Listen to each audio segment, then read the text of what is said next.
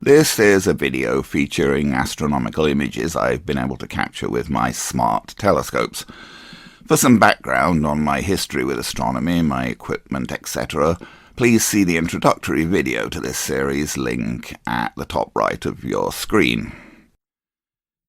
To continue reviewing some imaging results I've been able to obtain using my various smart telescopes, I thought I would next turn my attention to the Cygnus Sagittarius arm of the Milky Way, which is rich in deep sky objects ideal for astrophotography, including nebulae of all major types.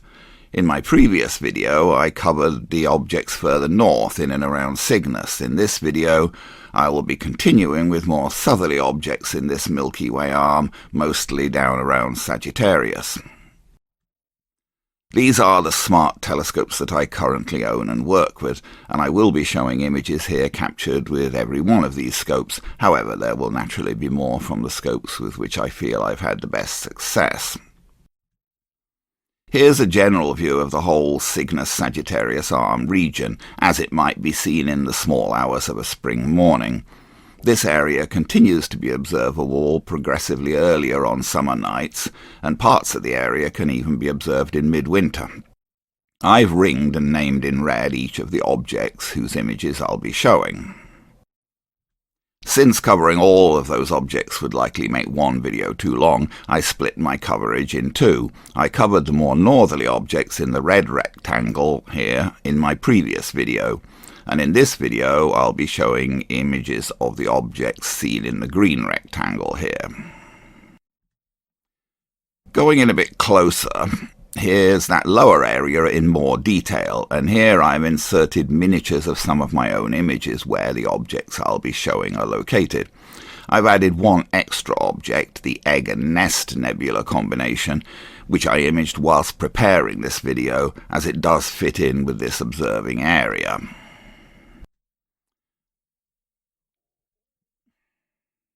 This is an image of the Eastern Veil Nebula processed from 15 minutes of data I took with my Celestron Origin 6-inch RASA scope on January the 9th, 2025, with a nebula filter fitted. This is the image as finished by the scope's own software. Here's a version from that same image processed with Graxpert, Cyril, Cosmic Clarity and GIMP. Here's a version from that same observation, stacked from the raw frame data and processed with Graxpert, Cyril and GIMP. And here's that image, sharpened and denoised with Cosmic Clarity. Here's an image of the Veil Nebula from 20 minutes of data taken with my Celestron Origin on May the 9th, 2025, using a nebula filter. This is the final image produced by the scope, and this is a version processed with my usual range of software. The Veil Nebula has always been one of my personal favourite deep sky objects. It can look quite stunning visually in binoculars or a wide field scope. I remember observing the Veil and showing it to my colleagues using a Meade Schmidt Cassegrain from the parking lot of a hotel in Niagara-on-the-Lake back in the 1980s. The Eastern Veil Nebula is part of the Cygnus loop. The whole loop is too large in the sky to capture in a single image with any of my current scopes. As the name implies, the Eastern Veil Nebula forms the eastern segment of the loop.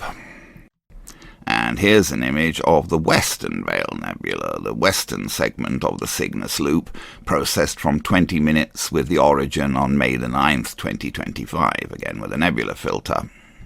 And here's a version of that same image, processed with my usual range of software. Here's an image of the Western Veil, processed from 45 minutes of capture with my Unistellar Equinox 2 scope on June the 15th, 2025, with no filter. This version I stacked from the raw data and processed. Actually, the scope's own software went weird and failed to output a final image from this observation. This image of the Western Veil was taken with my Vaonis Vespera Pro scope on April the 27th, 2025, using a duoband filter. This is the final image produced by the scope's own software. And here is that same image after my processing. It's interesting that fainter inner layers of the nebulosity can be seen here at bottom left. I'm quite pleased with this image. I like the way the delicate, multicoloured strands of the nebula seem twisted against the dark satin of the starry background, with the bright star 52 Cygni in the centre. Finally, here's a fairly wide image of the Western Veil area taken using my C-Star S50 in mosaic mode and equatorially mounted on June the 1st, 2025, with the S50's low-pass filter. 70 minutes of exposure total, taking nearly 2 hours to capture. This version I stacked from the raw frames and processed. The Cygnus loop is a supernova remnant, old in human terms but very young in astronomical terms, since supernova remnants expand very rapidly in astronomical terms. The loop represents the expanding matter cloud from a star which collapsed upon itself and then exploded, going supernova, something over 10,000 years ago, so our ancestors might have seen it in the sky as a bright new star, quite likely so bright that it was visible in the daytime. The bright star phase of a supernova is quite brief, and then the matter blown off continues to expand. The Crab Nebula is a much younger supernova remnant from a star that went supernova in 1054 CE. Well, the light from its explosion reached Earth in 1054 CE, and so it was recorded by many, including Native American and Chinese observers. The explosion that resulted in the Cygnus loop was basically before the brief period of documented human history. The Veil nebulae were first observed and documented by a familiar name, William Herschel, in 1784. The loop is, of course, visually located in the constellation Cygnus, the Swan. It has recently been determined to be about 2,400 light-years from Earth. Here's an image of M27, the Dumbbell Nebula, processed from 15 minutes of capture with my Equinox 2 on June the 2nd, 2025, no filter. When I took this image, the scope had gone out of collimation, so the left side of this image is out of focus. And here's an image of the dumbbell from 16 minutes of data captured with that same scope setup on June the 15th, 2025. This image was taken after I recollimated the scope, which honestly was a horribly difficult task that I nearly gave up on. This version was stacked and processed from the raw frame data, lots of that, as the Equinox 2 was only taking 4-second frames, so there were lots of frames. Here's an image of the dumbbell from 5 minutes of data captured with my Vespera Pro on April the 27th, 2025, with a duoband filter. This is the final image from the scope's own software. And here's a version processed from that same image with Cyril, Cosmic Clarity, etc. Here's an image of the dumbbell from 5 minutes of capture with my Celestron Origin on May the 9th, 2025, with a nebula filter fitted. This is the scope's own final image. And here's a version stacked and processed from the raw frame data of that observation. M27 is what's known as a planetary nebula, and it's quite small and bright, hence the relatively short exposure of these images.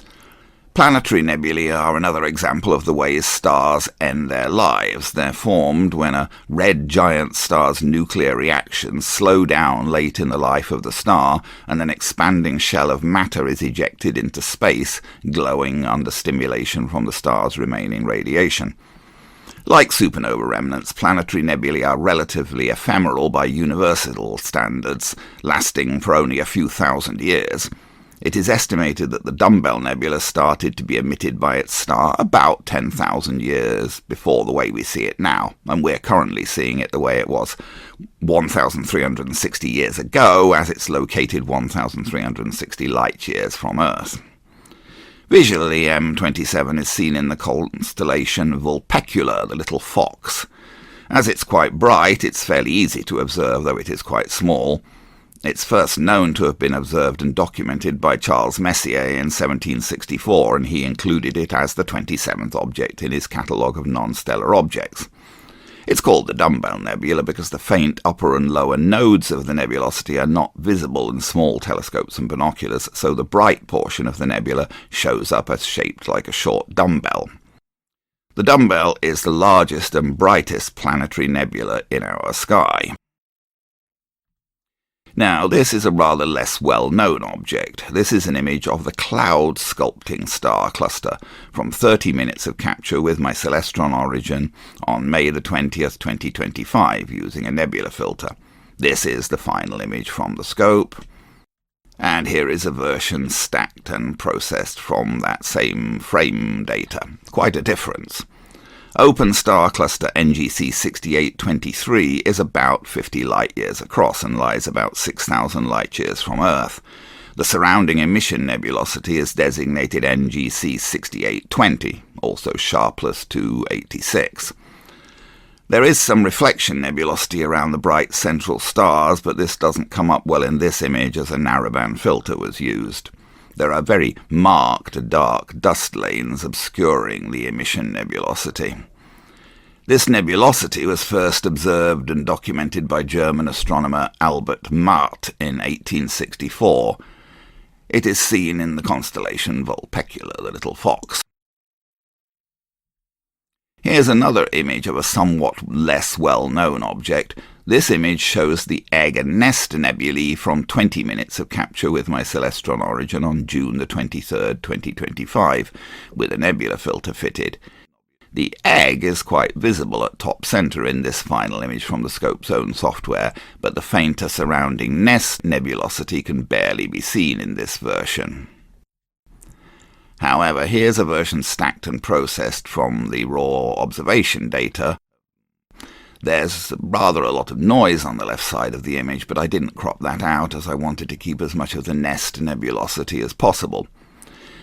The Egg and Nest nebulae are part of the hydrogen emission region sharpless 254 in Sagittarius, which also includes the Eagle Nebula Messier 16 and the Omega Nebula Messier 17.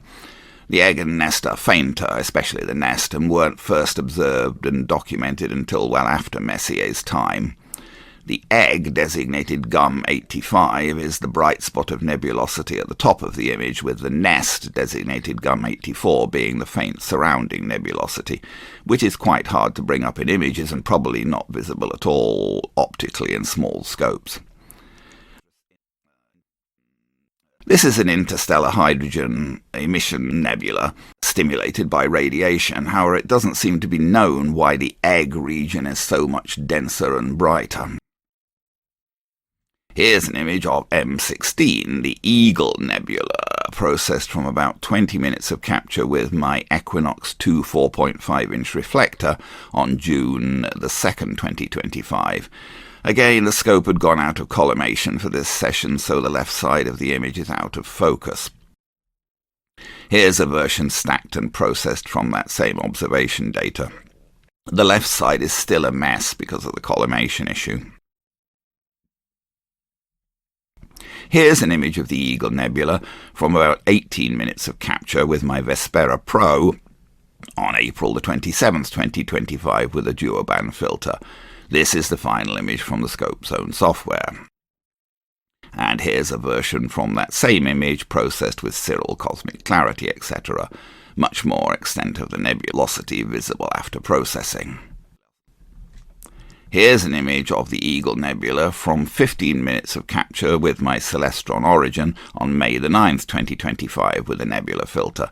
This is the scope's own final image. And here's a version of that same image processed with my usual range of software. And here's another version, again from that same observation, but stacked and processed from the raw frames. M16 is another area of star formation located in the Sagittarius arm of our galaxy, the Milky Way. As a combination of an open star cluster with nebulosity, this object was noticeable in quite poor telescopes. It was first observed and documented by Jean-Philippe de Chesseau around 1745, and it was included by Charles Messier as the 16th object in his catalogue of non-stellar objects. Visually, the Eagle Nebula is seen in the constellation Serpens, the snake.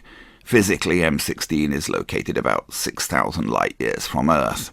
The glowing gas of the nebula is masked in various places by dark dust clouds.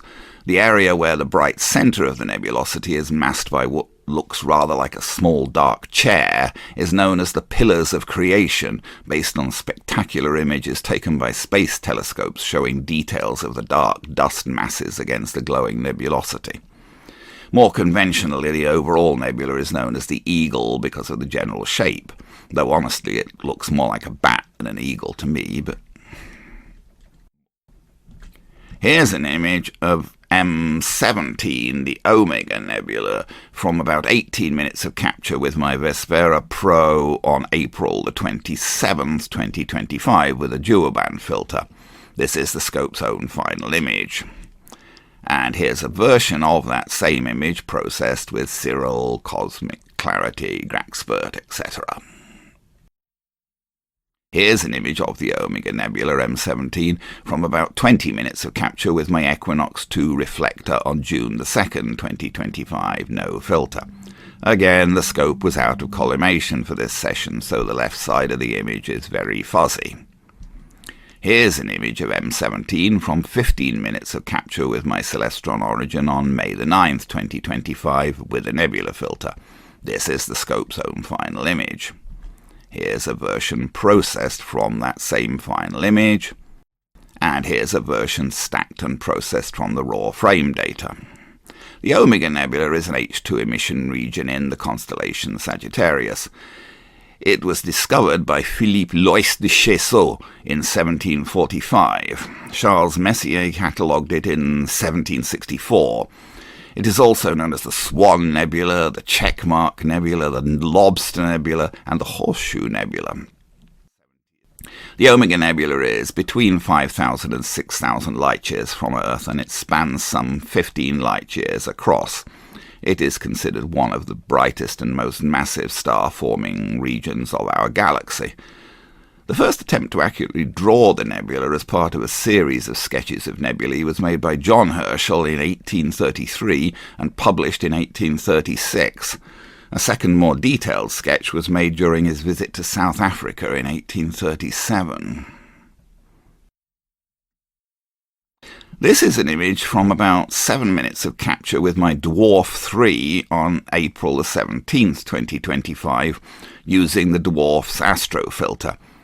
This image actually only reflects 3 stacked frames, 45 seconds of data, as the Dwarf software considered all the other frames to have failed. However, I was able to stack all of the frames in Cyril, including those that the Dwarf software failed, with no frames rejected, producing this image. This image shows the small Sagittarius star cloud, M24, and surrounding dense star fields in Sagittarius with dark dust lanes.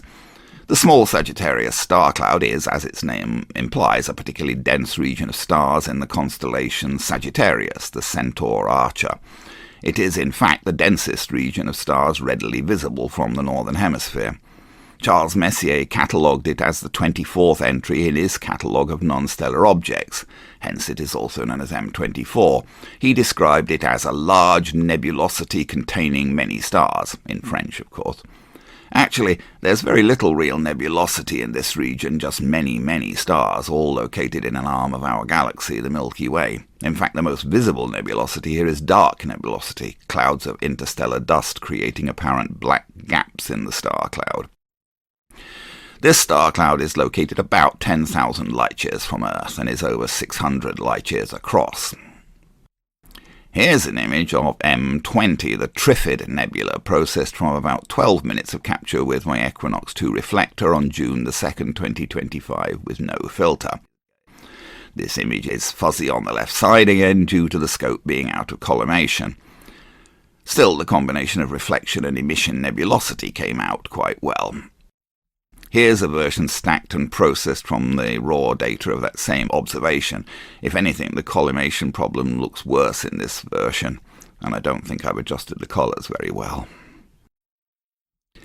Now, here's a version from about 25 minutes with the Equinox 2 on June the 15th, 2025, no filter. This was after I collimated the scope with much struggle, so the focus is more even, if not perfect. The Equinox 2 has to be manually collimated and focused. Here's a version stacked and processed from that same raw observation data. This is about the best image I've been able to produce with the Equinox 2. Here's an image of the Trifid Nebula from 12 minutes of capture with my Vespera Pro on April the 27th, 2025 with a duoband filter fitted. This is the final image from the scope's own software. And here's a version stacked and processed from the raw data of that same observation. It was probably a mistake to use the duoband filter as it cut out too much of the light from the emission nebulosity. Here's an image of the Trifid Nebula from 10 minutes of capture with my Celestron Origin on May the 9th, 2025 with a nebula filter. This is the scope's final image. Here's a version processed from that same image using Cirrus, cosmic clarity, etc. The reflection nebulosity seems to have come through more with this filter. And this is a version stacked and processed from the raw data of that same observation. The Trifid Nebula shows a particularly striking combination of emission nebulosity, reflection nebulosity, and marked dust lanes. Visually, the Trifid Nebula is seen in the constellation Sagittarius. Physically, it is located in an arm of our Milky Way galaxy about 4,300 light-years from Earth. It was first observed and documented by Charles Messier in 1764 as part of his efforts to document objects that might be mistaken for comets in the telescopes of his time, and he listed it as the 20th object in the first edition of his catalogue, hence the designation Messier 20. The name Trifid derives from the main nebulosity being divided by dust lanes into 3 parts, because Trifid basically means 3-footed. Although it looks more like 4 parts to me. The name doesn't come from the monstrous plants of John Wyndham's novel and subsequent TV and film adaptations where Trifid is spelt differently, although it still comes from having 3 feet. Here's an image of the Lagoon Nebula Messier 8 from about 15 minutes of capture with my Equinox 2 on June the 2nd, 2025, no filter. This image again shows poor focus across due to the scope going out of collimation. This image was produced by the scope's own software, which does tend to saturate colours a lot. Now here's an image of the Lagoon Nebula from 10 minutes of capture with my Celestron Origin on May the 9th, 2025 with a nebula filter fitted. This is the final image from the Origin's own software. And here's a version of that same image processed with Graxpert, Serial Cosmic Clarity, etc. And here's my final version from that same observation, stacked and processed from the raw frame data. Here's an image of the Lagoon Nebula from 44 minutes of capture with my Vespera Pro on June the 15th, 2025, with no filter. And here's a version stacked and processed from the raw data of that observation. The Vespera Pro produces images with a considerably larger field of view, about 1.6 degrees square. This image also includes in the bottom left corner the small globular cluster NGC 6544, which is sometimes known as the starfish cluster. Here's a version of that same image labelled using Cyril's annotation feature. The Lagoon Nebula is a giant interstellar cloud visually seen in the constellation Sagittarius. Physically, it's located in the Sagittarius arm of our galaxy, the Milky Way, about 4,100 light-years from Earth, or perhaps a bit more. It was first observed and documented by the Italian astronomer Giovanni Hodierna in 1654. Charles Messier listed it as the 8th entry in the first version of his catalogue of non-stellar objects in 1771. This is another star-forming region in our galaxy, glowing due to stimulated emission mainly from hydrogen gas excited by radiation from young stars. The dark areas are mainly where the gas emissions are obscured by interstellar dust. So, that's it for this video. If you have any questions, either about my equipments and methods or about the astronomical objects image, please post in the comments below and I'll do my best to respond. Not sure what might be next for videos here. perhaps some images of galaxies, slightly more challenging subjects for amateur smart scopes for the most part, or perhaps some less well-known nebulae, as I've been trying my scopes in that direction quite a bit. Until the next time, clear skies.